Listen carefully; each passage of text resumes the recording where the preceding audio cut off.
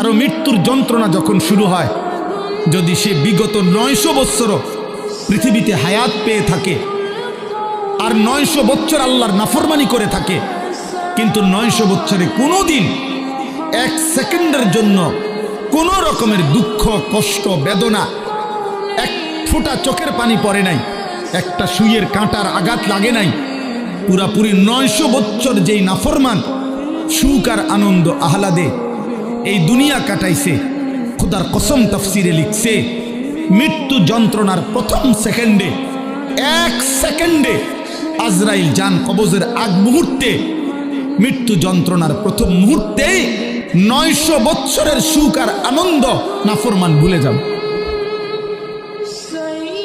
ভুলে যাবে, ভুলে যাবে। পরবর্তী সেকেন্ড যদি তাকে জিজ্ঞেস করা হয়, হে আল্লাহর বান্দা, বিগত দুনিয়াটা তো তুমি খুব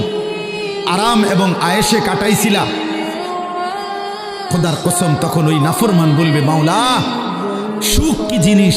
আমি তার জীবনে কোনোদিন দেখি নাই, অথচ সে সুখেই ছিল।